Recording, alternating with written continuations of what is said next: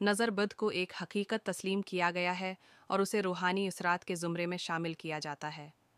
نظر بد سے بچنے کے لیے قرآن و اہل بیت کے بتائے ہوئے طریقوں پر عمل کرنے کی تاکید کی گئی ہے۔ قرآنی دعائیں اور اذکار 1 سورۃ الفلق اور سورۃ الناس کی تلاوت کریں۔ یہ صورتیں روحانی اور جسمانی تحفظ کے لیے بہترین ہیں۔ 2 آیت الکرسی کو روزانہ صبح و شام پڑھیں۔ 3 یہ دعا اکثر پڑھیں۔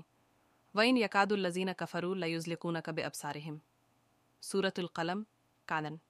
اہل بیت کی ہدایات امام جعفر صادق سے روایت ہے کہ نظر بد سے بچاؤ کے لیے حرز امام علی کا ورد کریں۔ حرز علی بسم اللہ و باللہ ومن اللہ و الی اللہ وفی سبیل اللہ اللہم احفظنی بحفظک وحرسنی بحرسک وکلانی بکلایتک۔ 2 امام علی رضا نے فرمایا کہ بچوں پر دم کرنے کے لیے قرآن مجید کی آیات اور اہل بیت کی دعاؤں کا استعمال کریں۔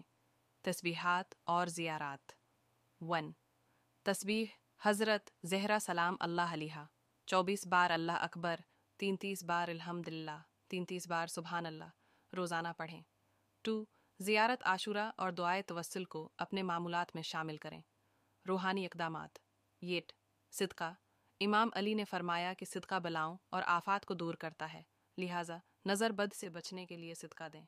2 تعویذ شیعہ علماء اور مؤمنین سے تعویذ لے کر اپنے ساتھ رکھیں یا گھر میں رکھیں۔ عملی اقدامات 1 اپنی نعمتوں اور خوشیوں کو کم ظاہر کریں۔ اگر کسی کو کچھ اچھا نظر آئے تو ما شاء اللہ لا حول ولا قوۃ الا باللہ کہنے کی تلقین کریں۔ 2 گھر میں ذکر اہل بیت اور قرآن کی تلاوت کا اہتمام کریں تاکہ برکت اور تحفظ قائم رہے۔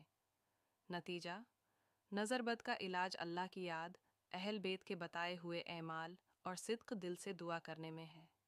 ہمیشہ اللہ پر توکل رکھیں اور اپنے اعمال کو تقوی و پرہیزگاری سے آراستہ کریں۔